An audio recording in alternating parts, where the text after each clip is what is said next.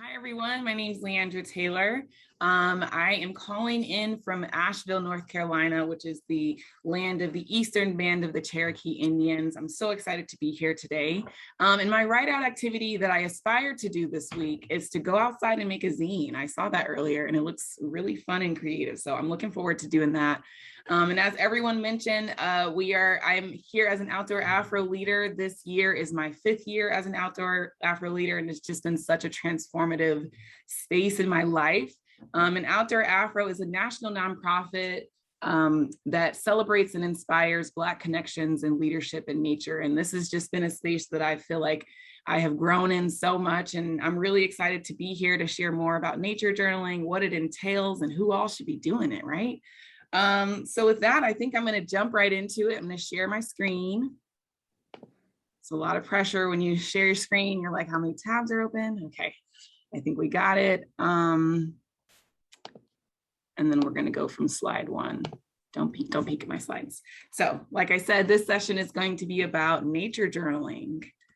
So a little bit about me. My name is Leandra. I use she, her pronouns. I'm an artist, an environmental scientist, a storyteller. I love telling stories and looking for new stories to tell. I'm a mountaineer. I had the pleasure and honor of climbing Mount Kilimanjaro with some of my other volunteer outdoor Afro leaders, including Chaya Harris here. And that for me was just a pivotal moment in my life and really helped me realize, honestly, how much of art played into that and how I want to keep incorporating it. I also identify as an educator. I love doing environmental education, doing outreach with people and families and friends and all those things. So constantly in a space of learning and creating and educating. And like I said, this is my 5th year as an outdoor Afro leader. So what is nature journaling? Nature journaling is, a nature journal is a space to keep all of your observations, your thoughts, your questions about nature, in nature, and with nature. In full disclosure, this is something that I discovered maybe a year or 2 ago. So I wouldn't say I'm an expert or I've been doing it for a really long time. It's just something that I love to do and I've been learning to do it. And I'm excited to share that learning process with you guys. And so one of my favorite things about nature journaling is I just really feel like it's a chance to explore and to seek out moments of discovery in nature, while also kind of keeping a daily log. You know, it turns into a journal of what you've been doing. You can keep tickets, you can keep artifacts and little, snippets of your day in there to really, remember and learn. So when I think about who should be nature journaling, I think it is a tool for discovery. So it makes me think of scientists. And as a scientist, I believe everyone is a scientist. We're always learning. We're always making discoveries. We're always making observations. Whether or not we stay in science, we are in science. And in terms of art, I feel like you can be as artsy as you want to with your nature journal, but it can also just be a space that you write. Maybe it's all words, maybe it's all pictures. It could be things that you found and taped in. It actually doesn't have to have any words or things in there like that. So no pressure to feel like you have to have this official nature journal bound from back and front and like official way to use it. This is your tool for observation and discovery in nature. And this is your time to define what it is that you want to discover. So with that being said, let's make a nature journal. So I'm excited about this. I grabbed some stuff from around the house. I'm going to show you what I grabbed and feel free to add to it or, maybe not. So first things first, you're going to need paper, something to write with. So I chose printer paper because I have this around the house. I also have graph paper because I like that it has the boxes and it can create, different types of observations. You can use printer paper, watercolor paper. I actually like to be greedy and mix it all up. So that way, when I feel like using watercolor, I can. And when I feel like using graph paper, I can. And then you can kind of bind it up how you want and staple it. So after you've got your paper, I'm going to show you what we're doing with the paper first, and then I'll continue on our list. So very simple. I think we've all made the fold in half book, right? So you can do hamburger or hot dog, choose your style. It's up to you, your choice, user's choice. Oh, I also want to mention that you can use a pre-made journal. So I have this one. I bought this one. It came in a pack of 3. And I've been using this one for the past couple of weeks and making observations, but today I'm going to take some time and create one alongside you guys. But I definitely encourage you, if you find a cute journal and you want to make that your journal, do that too. For today, we'll be making them. So after your paper is folded in half, if you're feeling fancy, you can staple it. If you're feeling extra fancy, you can hole punch it and tie some string in there, or you can just leave it folded. And so what else we'll need for this is a writing utensil. So pencil or pen. Definitely you can get creative and put some colored pencils, watercolor, any sort of thing that you want to write or document with. So as long as we've got those things, we're actually ready to nature journal right now. Bonus items, if you're feeling like, you know, you're going out to do a specific type of observations. Sometimes I bring my binoculars with me. I am an avid bird watcher and I love to just, you know, kind of stalk the birds, right? So that's one of my scientific tools. I also have my Sibley bird guide that I bring with me. This is another science tool that you can use to help you define what it is that you're looking at in your nature journal. And then I also have 2 books that I picked up that have been helping me learn. So this one is Peggy Dean's Guide to Nature Drawing and Watercolor. And I'll be sure to send these over so you guys have the names of these as well. And then also the Law's Guide to Nature Journaling, to Nature Drawing and Journaling. So I think these are both have a good, you know, introduction, but also show you different techniques that you can be using. So now that we've got our tools, we're going to fold our paper in half and spend some time decorating. You guys mind if I put on like a little bit of music while we get creative? And so I've been feeling inspired to, you know, have some nature sounds, nature music. So I looked for songs that have that feel. Hold on. Now I'm scared to share again. Hold on, stop sharing. So I'm going to grab our music. You guys grab your supplies. Don't be shy, get started. And I will get our first song. And I gotta share my audio in a specific way, I think. There we go. Okay. Okay, let me know if this works. Turn it down.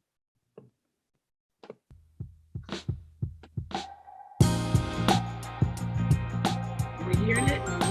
Yay, okay, so we're gonna take this time right now and we're just gonna decorate our journal. So I'm thinking I'm gonna put my name, I'll put the date, maybe draw some flowers. So we're just gonna spend a couple minutes on this, decorating. Thumbs up if you're ready to make some observations.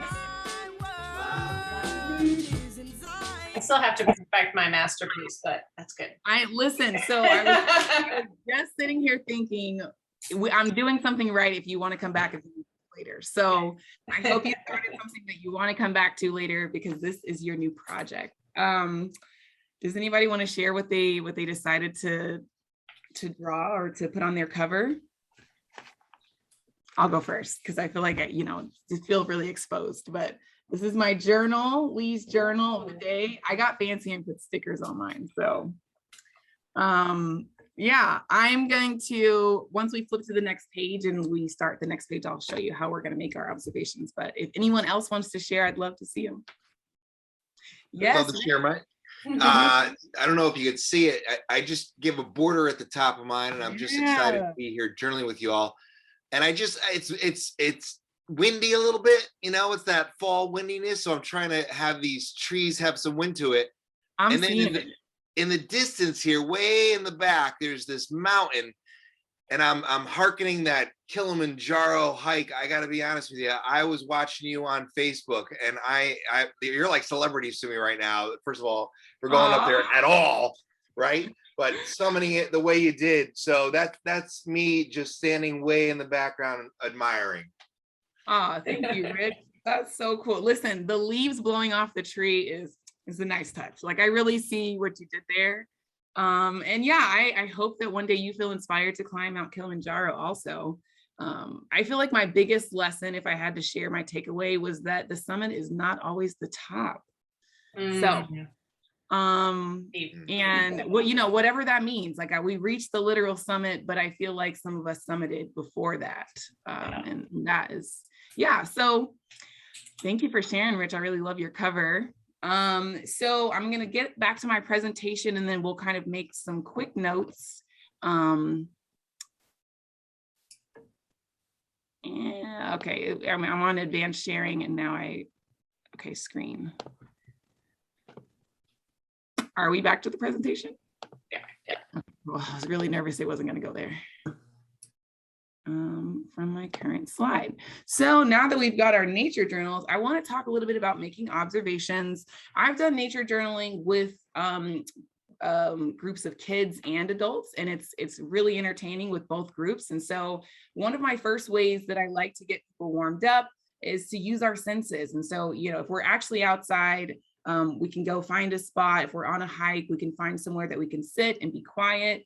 And I like to take participants, whether they are students or adults, through our senses. So the first one being, you know, what do we hear? If we sit really still and we're quiet and we use our closed mouths, and you can usually hear the birds, the wind, nothing. Maybe you hear airplanes and you can make observations around, is it more natural sounds or is it human sounds that we're hearing? And why do you think we're hearing more human sounds? And then you go down all those rabbit holes, right?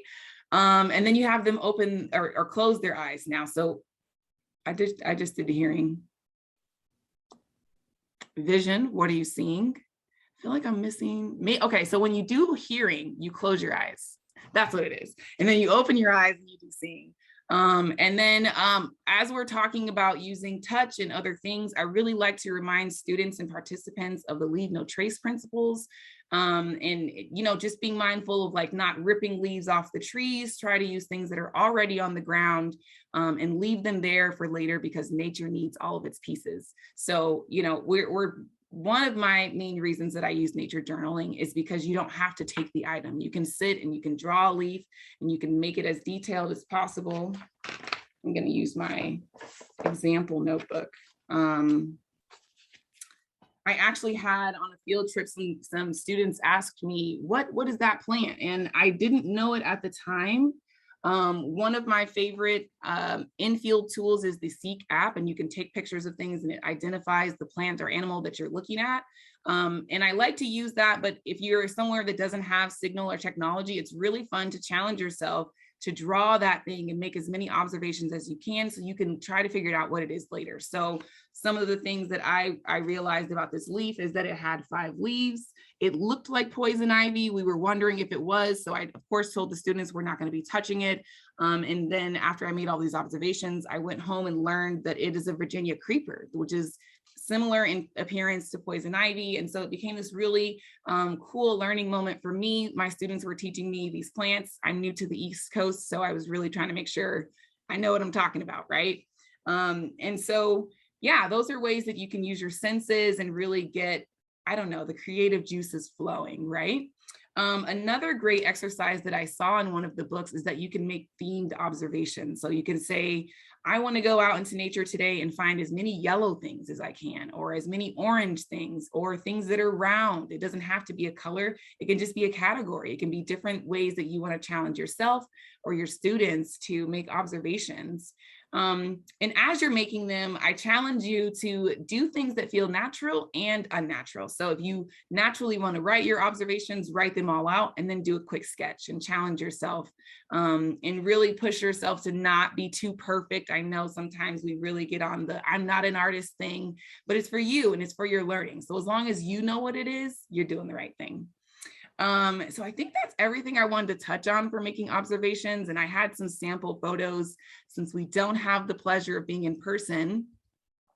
I have some of my favorite photos that I've been collecting over the past couple months, and I wanted to take some time to just make some quick observations. So when I start my nature journaling pages, the only thing that I really like to keep consistent for myself is I like to write down the date, the place, and the time and the weather. And that's because I'm a nature nerd and I want to know all the factors that went into that day. Was it cloudy? Was it sunny? How does that impact the vegetation? I like to know what day I went out and saw those things. So when I come back later, I can say it's a seasonal change, or I can note whatever it was in the environment that made that thing different. So I have some of my favorite pictures here, and I thought we could just take a quick practice run of looking at some of these nature goodies that I found.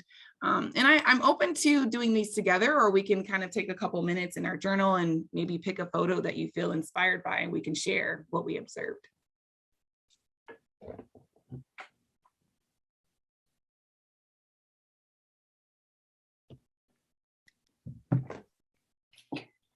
I was just noting down in my journal the date and time, because I think that's a lovely idea. So yeah, I think it creates a level of consistency too for students to. Yeah.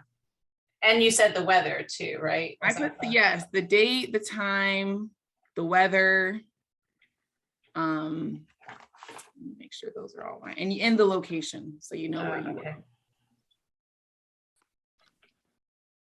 And I bet you that's what's cool about that too, is like, if you go back to, if you do this a couple times, having that little bit like weather, right? You could remember like, oh yeah, that was that day, you know, like that was, right. He when I take students outside, sometimes like, that was the day he took us out there. That was, yeah. I can't believe he took us out there that time. For sure. And I also love that when you come back day after day, so this is one of my journals that I did of a pokeberry.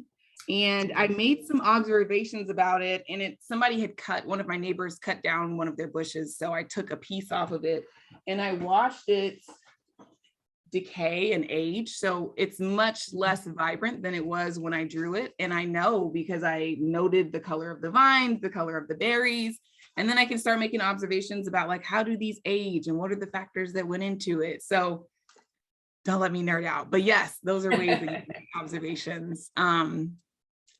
And yeah, so I have a couple pictures here, and let's just run through them together, and I'll just share what it is that caught my eye. So in the top right, this is an orb spider. I found this monarch butterfly caterpillar a few days prior, and I found it in its chrysalis near this spider later. So I was taking a picture of it and I backed away and didn't realize that there was an orb spider next to me. But I love that it has this really interesting zipper web. This was how I identified it. And I only know these spiders from a couple nature shows. And as soon as I saw it, I was like, that's gotta be an orb spider because of the zipper. And when I went home and looked it up, I was correct. So I thought that was really cool. It's always cool when you find in-field moments to apply things that you didn't know you knew, right? So this one right here, this is some sort of pea plant that I found on an outdoor Afro nature journaling event. I had a participant that came back that was a forager. And so she was sharing that she had noticed the seed pods here. She made observations about how the leaves were growing, and it had all these different flowers growing from the same plant that were different colors. It was such a beautiful plant that I'd never noticed. And I've been on this path multiple times. And that's what I love about nature journaling, is that it makes you slow down and look at the smaller details. So I also, on a different field trip, found a cute little caterpillar. I think it's also worth noting this leaf is an arrow shape. Like those types of things, it's just cool to know. It's just cool to note it. I think this is a turkey tail fungus. I think that's right. Yeah. Okay, cool. In the summer. Yep.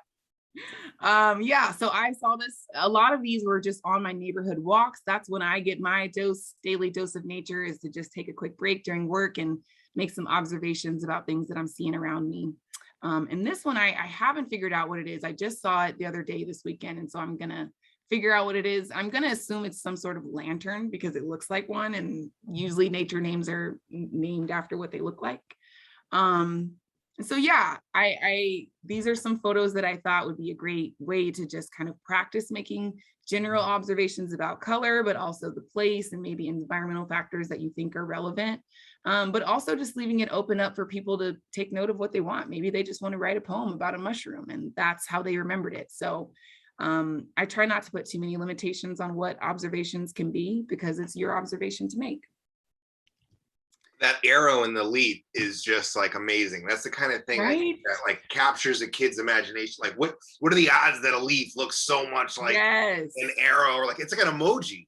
Yes. And so a fun fact about this hike, I had taken out a group of students and it was kind of rainy that day. So, you know, they're kind of like, what? And then we see this caterpillar and it just changes the whole day because now there's a group of us just looking at this little inky and then we want to save it off the trail. So one of the students ended up relocating it so it didn't get smashed, and it turned into a mushroom hunt, a caterpillar hunt. Like it just turned into such a fun hike from this one little caterpillar on this cute little leaf. So and by the end of it, I had one girl that said, this was my favorite part of the whole day that we went on a hike. So I took that as a win because she didn't really want to go when we started. As a park ranger, I know how big that is, Leandra. So it's really cool when you can turn that around. That's absolutely awesome. She came up to me afterwards and she's like, I found my new bestie. And I was like, what? Anyway. You know what's cool about using that caterpillar example? That they're all about the metamorphosis, right? So you have children whose mood was changed by something that changes drastically. I love it. I just got chills when you said that. I hadn't even thought about that. But that transformation, right? Like over one hike, it turned into this place of discovery, and we were just all being scientists. And it was really cool to see them, you know, excited to write about it, excited to find the next one. Miss Leandra, use your Seek app and figure out what this one is. So it turned into a really cool day. Love it. And this is that same day. So in the top left, these are some of those students that were finding every single mushroom they could find because we wanted to figure out what they were. And we talked about leave no trace. So we talked about like, how do you interact with things without making an impact on them or damaging them? The bottom left is a different field trip of nature journals, but these young ladies were just making observations about the landscape we were on. And this student right here actually used a technique to, she traced around the leaf after putting it under the page and also pressed it and like drew on it with a crayon, which I hadn't thought of. And that's actually like my technique now for doing leaves, is that I put them under the page and color on it. And I told her I would always give her credit for that method because it was so cool to watch her do it and discover that method for herself. And these pictures here on the right are of a recent Outdoor Afro event that I did. And I wasn't sure how this was going to work with adults. Like if I didn't have to walk everyone through the activities, how would it function? And I did a basic intro and then just said, let's make observations. And it turned into this really fun day of everyone kind of meeting and connecting and making new friends. And we talked about doing weekly nature journaling events after this. And it was just really cool to kind of watch people bond. And I don't think I've ever had an event that I was like, I have to stop this or we'll be here all day. So eventually I had to step in and say like, hey, we're at our 2-hour mark. So yeah, when you're in the field with groups, I like to keep everyone together, especially kids, but also kind of create that space for observations. I like to give boundaries, you know, don't go past that tree and past this thing, but feel free to explore in between. And of course, with adults, you can use your discretion as needed. And then I have a couple of resources that I use for nature journaling. The North American Association for Environmental Education has a really great page about nature journaling and lots of different links to resources. So I can make sure to send that link out as well. And then the other website that goes along with this book that I used about nature journaling is another really great resource. And there's an entire network and conference around nature journaling. So I really encourage everyone to dig in and enjoy, explore.